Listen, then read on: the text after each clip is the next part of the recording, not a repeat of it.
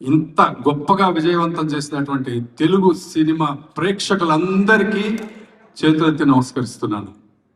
తర్వాత ఇంత మంచి సినిమాలో నటుడిగా నాకు కూడా ఒక పాత్రని కల్పించి ఇంత విజయంలో నాకు కూడా ఒక చిన్న భాగం కల్పించినటువంటి నిర్మాతలు సాయి రాజేష్ గారికి, ఎస్కేఎన్ గారికి, ధీరజ్ గారికి, అలాగే మా డైరెక్టర్ రవి గారికి ధన్యవాదాలు తెలియజేస్తున్నాను. నాకు పర్సనల్గా సాయి రాజేష్ గారు రైటింగ్ అంటే చాలా ఇష్టం అండి. అది బేబీ నుంచో కలర్ ఫోటో నుంచో కూడా కాదు, హృదయ కాలేయం అనే సినిమా నుంచి కూడా, అది ఒక స్పూఫ్ సినిమా అయినప్పటికీ కూడా ఆయన కలం బలం ప్రతి సన్నివేశంలోనూ తెలుస్తుంది. అప్పటి నుంచే నాకు సాయి రాజేష్ గారు అంటే చాలా ఇష్టం. అటువంటి ఒక మంచి రైటర్ కథకి ఒక అద్భుతమైన దర్శకుడు తోడైతే, రవి గారు లాంటి దర్శకుడు తోడైతే రిజల్ట్ ఎలా ఉంటుంది అనేది చెన్నై లవ్ స్టోరీ. ఎందుకంటే సాయి రాజేష్ గారు అద్భుతమైన కథకుడు, మంచి రచయిత.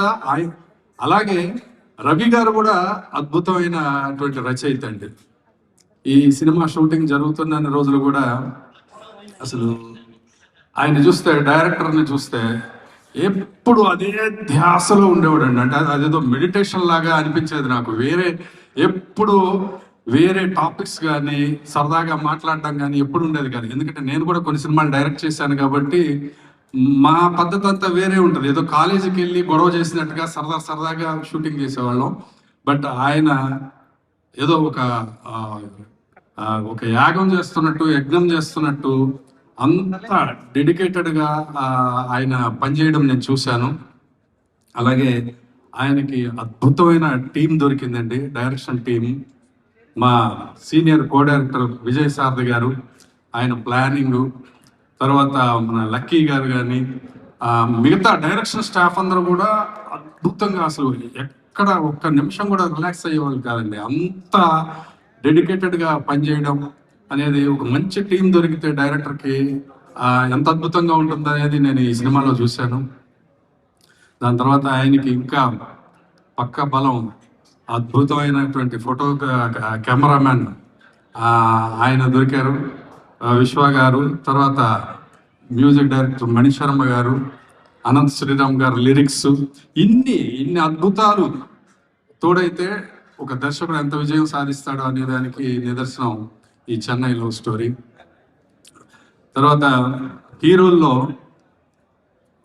మాస్ హీరోలు ఉంటారు, క్లాస్ హీరోలు ఉంటారు, మన పక్కింటి కుర్రాళ్ళలాగా అనిపించే హీరోలు ఉంటారు. కానీ మన ఇంట్లో కుర్రాడు ఒక హీరో అయితే ఎలా ఉంటుంది అని చెప్పి అలా అనిపిస్తుంది ఆ కిరణ్ అబ్బవరం అనే అబ్బాయిని చూస్తే అని నేను కొందరు మాట్లాడుతుండగా నేను స్వయంగా విన్నానండి. అంటే అది ఎంత గొప్ప కాంప్లిమెంట్ అంటే, ఇంకా అసలు మా ఇంట్లో అబ్బాయి హీరో అయితే అని ఆడియన్స్ ఫీల్ అవుతున్నారు అంటే ఇంకా ఆ హీరోకి ఎప్పటికీ డౌన్ఫాల్ ఉండదు.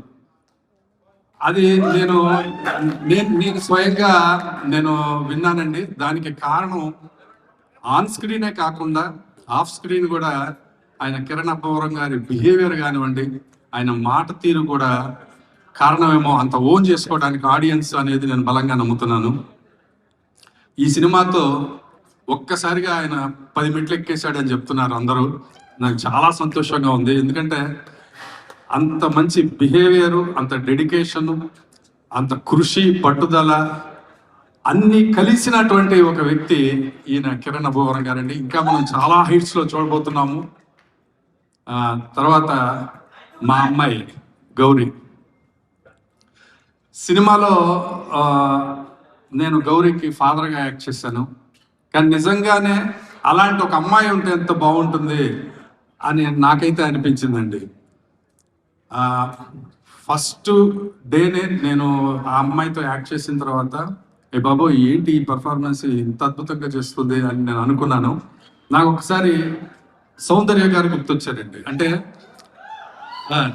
నేను అసిస్టెంట్ డైరెక్టర్గా మా గురువు గారు కోటి రామకృష్ణ గారి దగ్గర నేను పనిచేసినప్పుడు సౌందర్య గారితో నేను పనిచేశాను. బాగా క్లోజ్గా నేను మూవ్ అయి పనిచేశాను.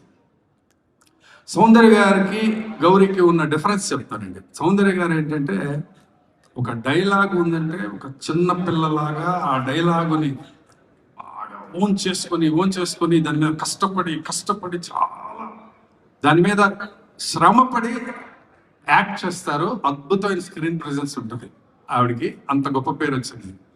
కానీ గౌరీ అప్పటి వరకు ఆడుతూ పాడుతూ జోకులు వేస్తూ అందరితో సరదాగా ఉంటూ ఆ ఎంత సీరియస్ సీన్ అయినా సరే కెమెరా ముందుకు వచ్చేటప్పటికి చిటికలో మారిపోయి అద్భుతమైన పర్ఫార్మెన్స్ ఇస్తుంది.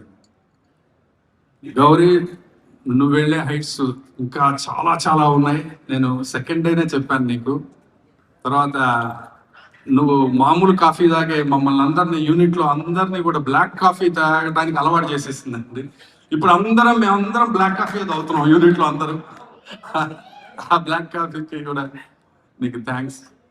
తర్వాత మిగతా ఆర్టిస్టులు అందరూ కూడా బ్రహ్మాండంగా అద్భుతంగా టాలెంట్ ఉన్న ఆర్టిస్టులు. ప్రమోదిని గారితో కూడా నేను చాలా సినిమాల్లో యాక్ట్ చేశాను. చాలా మంచి ఆర్టిస్ట్ ఆవిడ. అలాగే ఈ సినిమాలో చేసిన ఆర్టిస్టులందరికీ కూడా నా ధన్యవాదాలు తెలియజేస్తున్నాను. అందరికీ శుభాకాంక్షలు. నేను శుభాకాంక్షలు చెప్పుకుంటూ అందరికీ శుభాకాంక్షలు చెప్పుకుంటున్నాను. ఇలాగే ఎస్కేఎన్ గారు, సాయి రాజేష్ గారు, ధీరజ్ గారు ఇంకా గొప్ప సినిమాలు చేయాలి. ఇలాగే 10 మందికి అద్భుతమైన అవకాశాలు కల్పించాలి. వాళ్ళకి ఇంకా డబ్బు వస్తూనే ఉండాలని కోరుకుంటూ ఈ ఫంక్షన్కి చీఫ్ గెస్ట్గా వచ్చినటువంటి నాగ చైతన్య గారికి ఈ యూనిట్ అందరి తరపున ధన్యవాదాలు తెలియజేస్తున్నాను. Thank you.